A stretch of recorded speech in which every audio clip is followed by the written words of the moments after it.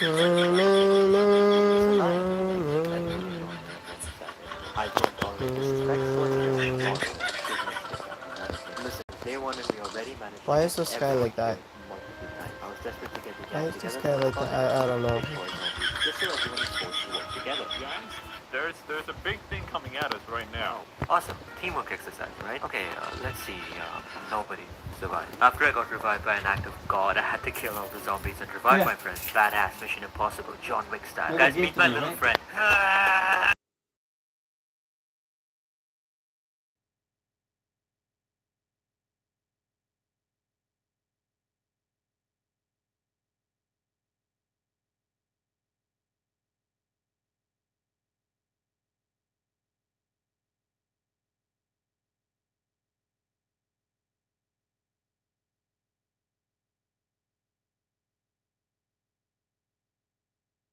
Remember the whole reason I was doing this thing. This comment. You see, by reviving everyone else, I was being kind and therefore proving the scarab guy right. So I did the most unkind thing I knew. I left them to die. With just me and Red alive, we started to loot bases and get supplies because on day 10 there was going to be a massive zombie raid that we needed to be prepared for. And to add on to my issues, one of the guys messaged me on Discord saying there was no chance we were going to survive 100 days. So my ego wouldn't let me lose either. Pay attention because these people will come and use later. I thought everything was going fine so far. We stole supplies from NPC structures and had almost full ammo in our weapons. I even found a baguette. But little did I know the French cuisine would actually distract me from the real problem. Zombies. It's flying. What? What is that? Oh my god, what? Oh my god, On the reload button. They got me. Oh, I have nausea. Oh, they're breaking the blocks. They have me cornered. They have me cornered. Oh, I'm out of bullets. Red, they have me cornered. Red. Oh god. Staying in one place for more than 5 minutes was a death trap. We quickly realized this and kept wandering for a long time, continuing to loot while being closely tailed by zombies. The strategy of running and looting worked perfectly for us, but only for a few days until this happened. Oh, that's red. Boy. Dude, that's red team. That's red team, by the way. I see the sniper. Be careful, be careful. You see, in this fancy little mod pack, zombies weren't our only problem. Human survivor NPCs also existed, and they were split into red team and blue team. We had no idea about this, so earlier in the day when I found this tower, I climbed up trying to loot it. Little did I know I would be jumped by blue NPCs. Okay, What? okay, What? okay. Oh, you remember the tower? We desperately needed the loot to prepare for the zombie raid, but also could not afford to die right now. So, how did we solve this? Simple. Now, this may come as a surprise to you, but human beings have this ability to make friends. The team on the tower was blue, so we thought if Redwood kills a red NPC, he'd be put in blue team, allowing him to go to the tower without being shot. It worked, but I got too impatient and ended up genociding the entire area anyway. The issue with this, though, was that Redwoods and I were now on opposite teams, meaning when we came across this red base a few days before the big raid, only one of us could enter without being killed. I entered, but I made the mistake of staying in the base for way too long. So like I said before, it did not take the zombies much time to completely decimate. It seems we didn't learn our lesson because both of us immediately moved into this brick apartment building. I quickly found out it was actually a school and that the third floor of the school was a base for red team. But before we could even think, we immediately got sieged by a zombie horde. So we thought, okay, maybe it'll be safer on the roof, right? What? Never mind. Listen, we were getting attacked non-stop by zombies that could fly, climb, and break freaking blocks. Oh, and remember the red team in the school? Yeah, they're all zombies now. One day before the raid on day 10, we attempted to zombie-proof our base. First, we broke the staircase so zombies couldn't climb up in hordes. We broke the boundary blocks of the rooms to create a moat for zombies to fall into and barricaded the doors with chairs. Now, chairs were useful because they were almost fully zombie-proof, so we lined them on staircases to help us get up easier, and after crafting some bandages and setting up a to-do list, the brick boss house was finally ready for night 9. What could go wrong? Turns out, everything. Wait. This one up. What? Don't knock me down. You're not here. Thank you. No. Oh my god. Oh my god. Okay, yeah, no. We abandoned the brick house as quickly as we found it and started running again, but we didn't leave empty-handed because we now knew A, open air is way safer, and B, high ground is always an advantage. With these two in mind, we rushed on top of a desert biome mountain and built a quick makeshift house, and before we knew it, it was raid time. Oh, P.S. I found an assault rifle. The raid was perfect and we easily survived the night on our hilltop base. This probably made us insanely overconfident though, because fast forward several days of running around, looting structures and barely fortifying our base, and it was time for a parasite raid. What this meant was that a combined horde of zombies and deadly parasites would be our next challenge on day 50. Both of us were like, oh, this is probably going to be just as easy, right? It was not. You see, our base immediately got overrun by zombies, so we ran to seek refuge in a watchtower nearby. But I had a grenade launcher and it seems the universe made a mistake because ash swag plus explosives is never a good combination.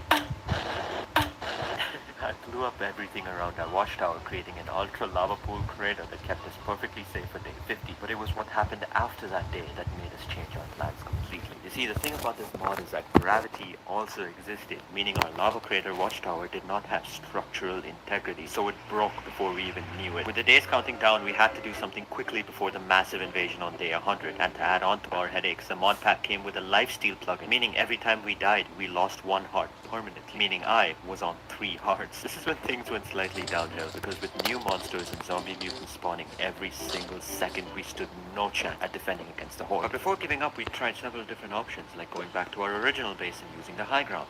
That didn't work. Using the open area in a desert biome. That didn't work. Sitting in a pool of water so the zombies can't get to us. That didn't work. So I had to do this. You see, every hero needs to make a sacrifice. Spider-Man lost his uncle, Superman lost the love of his life, Batman lost his parents, Jeff Bezos lost his hair, and I had to lose my ego. You see, I desperately realized we needed backup for day 100, so I did the unthinkable and asked the same people I abandoned at the beginning to come back and help us. But with their help and extra manpower, we made a base surrounded by a lava border and milk buckets to stand our ground and shoot at the monsters on day 100 from a 360-degree angle, with me and Red at the top with assault rifles, everyone else manning handguns and machine guns at the bottom, rocket launchers, a reserve supply of grenades and explosives. Oh, and remember how I said I only had 3 hearts? Yeah, well, turns out the lifesteal plugin was not properly coded, and I could kill myself 3 more times and I wouldn't go in spectator mode, I would simply spawn back with 10 hearts.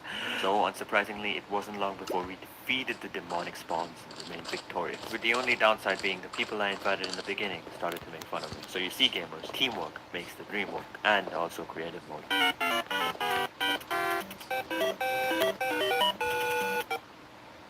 This one email I got yesterday was from a viewer's mother, and it led me down a very unusual journey. The email was basically a viewer's mom asking me to unban her son from my Discord server and join his Minecraft SMP server. Now I thought surely this was just the kid himself with a fake email ID pretending to be his mom, right? But look at this. Minecraft with an uppercase M and C, S.M.P, giant 12 wishes. Nobody below the age of 35 types like this, regardless of the boomer typology. I thought the email was so funny I decided to join the Minecraft world anyway. But before that, I figured I should know who the kid actually was, so I looked up the Discord username on my server, and there was nothing. Nobody with that username had ever joined, let alone been banned from my server as the email said so. So I chalked it up to just a misspelling in the email perhaps, and moved on to join the Minecraft server itself. The SMP was just a super flat world with a bunch of garbage strewn on the floor. The only thing I noticed was that there was a big tower made of bedrock right next to spawn. I fooled around for a little bit to see if anything was up on the server, and just as I was about to leave, like a scene out of a movie, I caught a glimpse of a cluster of signs above the tower. And as stupid as it sounds, I thought these signs would answer my questions about the truth of the email and the server itself. Spoiler, this was foreshadowing. So I needed to get to the top of this tower, but that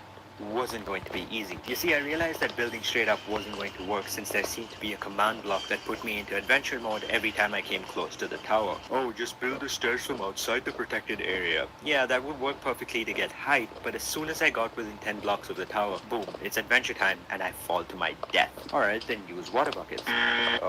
Use ladders then. Scaffolding. Adventure mode. Okay, fine, if I couldn't carry myself up, I needed to teleport myself up. But I'm pretty sure that Enderman spawns were disabled because I spent several nights on the server and saw 0 Endermans whatsoever. Well then, how was I supposed to get Ender pearls to teleport to the tower and figure out what was behind this dumbass email? The answer: capitalism. I came across a village after a long walk of self-reflection, and I knew that you could trade ender pearls because I saw it in a Dweeb video. Because I'm so smart, and totally not because of this Reddit post I found, I knew I needed to trade with the cleric villager because they had a 2 in 3 chance of trading ender pearls at level 4 or something like that. But to get to level 4, I need emeralds, and to get emeralds, I need to trade a lot of rotten flesh. And how on God's green earth was I gonna get rotten flesh? A lot of zombie killing. After a while, I got sick of killing zombies and genuinely wanted to leave. Enter Gareth the Iron Golem. Now the Golem's primary goal is to protect the village, obviously, but thankfully that meant that he was a zombie killing machine. I was like a snobbish Roman king watching my brave soldier duke it out with zombies in the Colosseum. Like, seriously, he didn't even spare the zombies' children. Not the orphans, Gareth. Not the orphans. Together, Gareth and I took down hordes over hordes of these undead fools, and after a long grind session, I had enough rotten flesh. Everything was going perfectly. Nothing could go wrong. my poor zombie-killing comrade, had fallen. To commemorate his life, I kicked out a baby villager from their house and built a grave for my iron golem. And just when I finished reciting Sun Tzu, The Art of War for Garrett's funeral, I turned around and realized I was stuck in the memorial because a giant slime had blocked my only exit. Almost poetically, I had to craft an axe using the iron ingots from the golem's dead remains to slay the cube and escape. Garrett had saved me one last time. Anyway, the rotten flesh wasn't nearly enough emeralds and I had to grind hours over hours farming wheat and other shit to properly level up the cleric and get the ender pearl trade. So that was a waste of time. Anyway, I finally got 4 ender pearls and was ready to conquer the tower and reveal the secrets of the email. Ooh. Well, first I made the stupid mistake of throwing from the floor. Completely missed. So I climbed up the stairs and tried again. Well, missed again. Before I completely lost my mind, I threw the 3rd pearl and yay, made it on top of the stupid tower. Finally, once on top, I could read the signs. Now, they seemed harmless at first because at the time, they just looked like a bunch of kids had messed around in creative mode a bit and typed what seemed to be their names on it, which was confusing at first, but get this. I looked all of the 3 usernames that were on the sign up on my Discord server on just a hunch, and crazily enough, I found out they all used to be members. All 3 of them were banned 5 months ago by a mod who had since left, and I discovered the only reason they were banned was, get this, impersonation of another member's family. It kinda made sense, but why would they send the email? What about the fake Discord ID? Why put your names on the tower in the first place? I'm too sleep deprived to figure any of that out. Sometimes all I think about is you. Late nights in the middle of...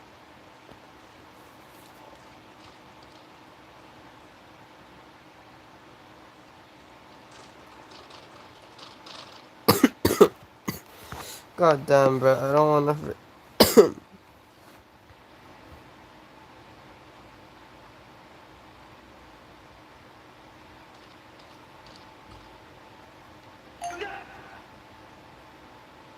I'm waiting for the TNT to go off and then I go in.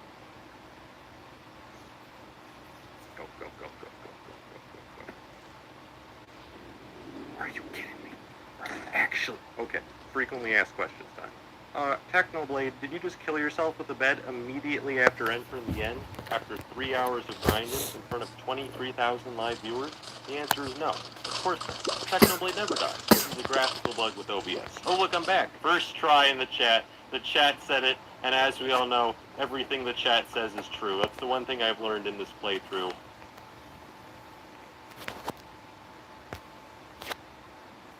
For every $1 donated to a streamer on this Minecraft SMP, 1 block of trash was removed from this island made completely out of trash, and this is how I broke the entire server. All the money the SMP got would go straight to Mr. Beast's Team Siege charity, so when the event was about to begin, my business partner Reduns and I thought to ourselves, well, if $1 equals 1 less trash equals charity, then how do we maximize the amount of money we make so that we could look insanely epic and, you know, also to save the ocean? Well, get this, the trash blocks seemed to be unbreakable on first glance, and everyone thought they were, but it was only when I logged on the SMP that the resource pack they used failed to load since my Wi-Fi sucked. That meant for a split second I saw that the trash blocks were simply retextured Minecraft Obsidian, which was when my co-founder Redun said to me, well, Ash, if trash is just Obsidian, we can just make more. And I said, Redun's a genius. He was right. If we could make trash on the server, that would mean more donations and more money. But there were some big problems. 4 issues to be specific. Number 1, the only way to get any items on the server was if viewers donated loot crates to you, and since both Red and I didn't stream and the donations were more expensive than a Lamborghini in 2005, it'd be very difficult to get even the simplest materials, which leads to number 2. If materials were limited, that would mean the amount of trash we produce would also be limited. That's not good. And speaking of not good, number 3, the admins. They would not appreciate our money exploit, even if it was for charities, which leads to number 4, if other players realized our secret, we'd lose all advantages and could even get hunted down. But this is where everything changed. Before the event even began, Reduns and I began brainstorming ways to create obsidian, or in this case, trash. And we know that Minecraft Obsidian is simply lava and water combined. Water was available around us since we were on an island, and the next question was lava, which is when Reduns realized that in 1.17, using gripstone and a cauldron, we could create an infinite lava source with just 1 block,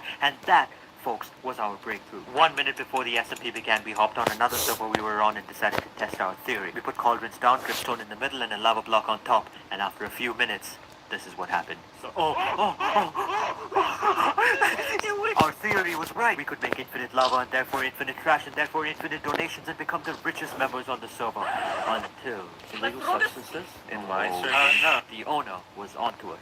We didn't reveal anything, but we needed to work quickly and get started on making the farm on the SMP. Step 1 was collecting resources, so we scavenged other people's loot crates, got the essentials, and left spawn to establish our base of operations. But as soon as we were leaving spawn, we were followed by Parrot and his friends. But remember, problem number 4, other players. We couldn't afford to be tailed by anyone, so we outran them and decided to set up shop in an underwater cave. This was the best choice since we would be shielded by the water and was the only place we could freely mine for ore. You see, loot crates could only drop at spawn, so we decided to split up. I began clearing out the base while Red Hills continued scavenging the crates for better items, and once we were ready and made sure nobody followed us, it was time to make the farm. There were 2 aspects to our plan: the lava generation, then the lava collection, followed by the obsidian conversion, and finally the obsidian mining. My handwriting is incredible, so enjoy. Version 1 of our lava farm needed cauldrons, pointed dripstone, and at least 1 lava block, and since iron was more common than insincere Twitter apologies, we would cut on cauldrons and buckets, but we needed dripstone that we still couldn't find, which is when we saw that the homie Jared found an underwater dripstone cave and generously gave his supply to us, making him the first outside player to know about our secret. We put our trust in him, and with all our stuff ready, it was time to test out version 1 of the SWAT Dunes crash facility. But it wasn't working. We waited for over 15 minutes and still the cauldron wouldn't fill up with lava, even though it was dripping. Now this confused us because it worked perfectly fine on the other SMP we had tested the farm in before this one, which is when I realized we had another problem. You see, it's a thing for Minecraft restrictions in the game, and this depends on the amount of players on the server. Our pause on Dripstone lava farm depended on game sticks and only had a 5.9% chance of fully filling up the cauldron, which basically means more players online equal less lava produced. And like my therapist tells me every month, that would not stop. And one cauldron takes an average of 1 whole Minecraft day to fill. On top of that, we had to manually take out lava, manually place it next to the water, and manually farm the obsidian. In business, we call all of this inefficient. We needed to solve both these problems, and we needed to solve them fast, because people were catching on. The first step to solving our efficiency problems was the lava. Since there was nothing we could do about the dripping thing, though, we had to work on the server with big tactics to increase the lava supply. Which is good because I hated socializing anyway. Thank you, I'll be here all night. Another thing we did was simply increase the amount of cauldrons for added efficiency. Big rate, right? But the obsidian farm on the other hand was still nothing much we could do except enchant our I'll pickaxe. take my time on my own, and I'll be fine now I'm alone.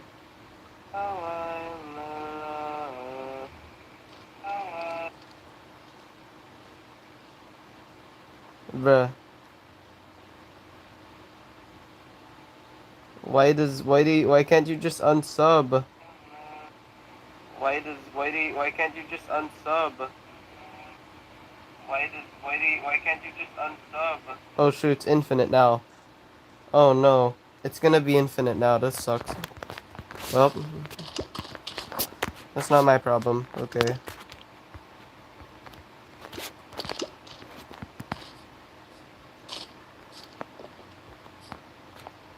There's a guy. Hello, sir. I'm gonna kidnap you.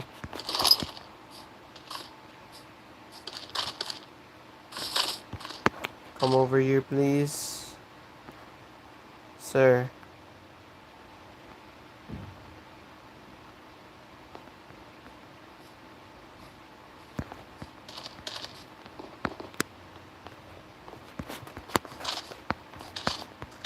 Move. Get him. No! Okay. Okay, it's fine. It's fine. Whatever. Whatever. I do not care. Yep. Just get in the minecart. Yep. Okay, thank you. Thank you. Bye. Oh shoot, wait, he's gonna go back up.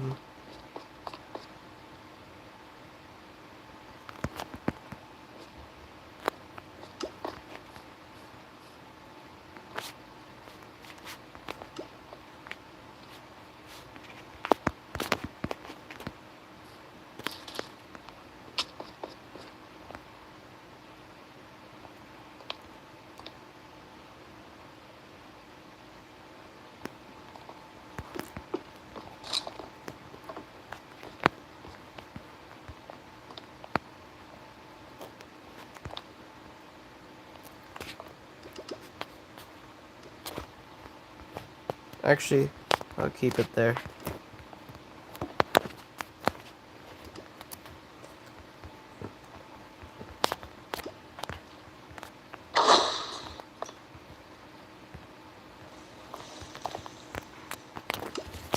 Oh, where's Ike? Where's Ike? need to talk to that guy.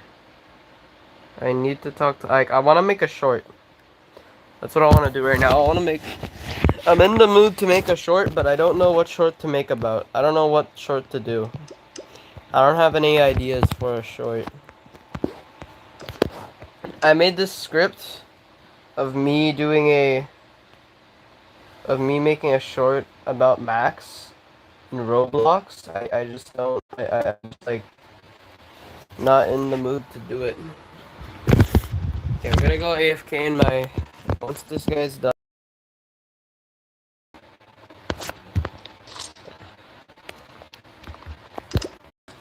I'm gonna go,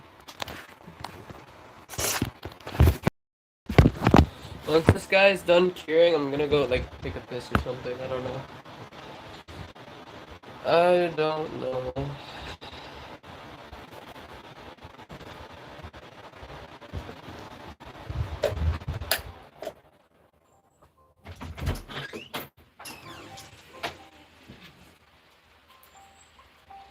Max. Max. Oh shit, what the fuck? Hello? Stupid. Bro! Hello! Hello! Hello! Oh my god. Bro, my mic again. Bro, my mic's going off again. Are you serious?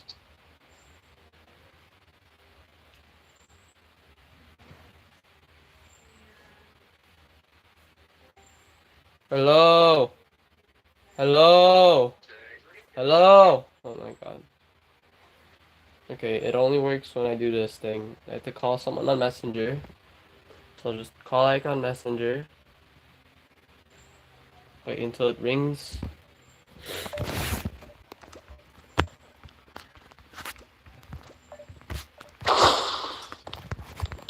Oh shit, you're not infected yet. Oh my god, I'm dumb.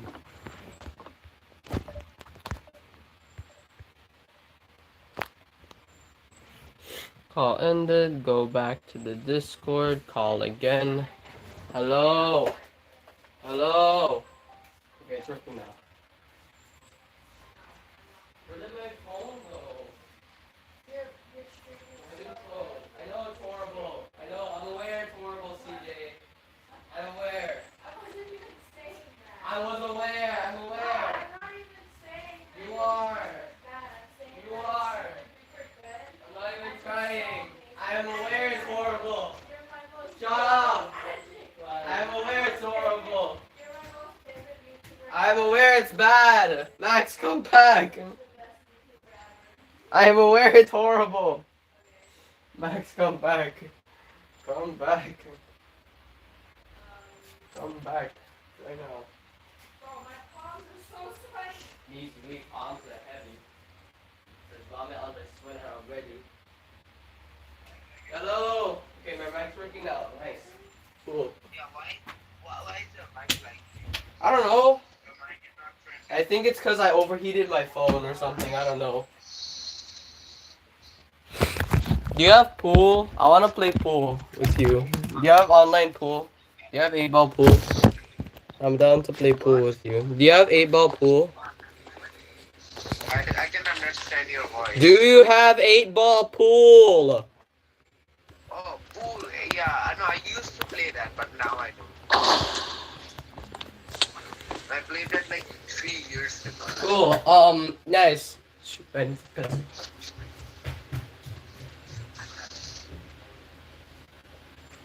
Yo, you wanna play Roblox?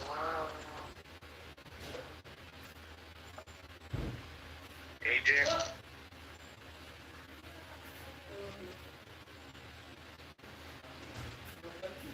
Sasi Baka?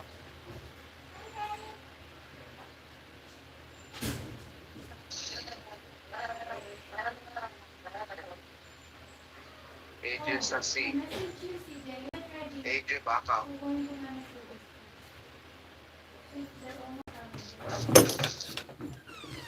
AJ, you Sasi Baka.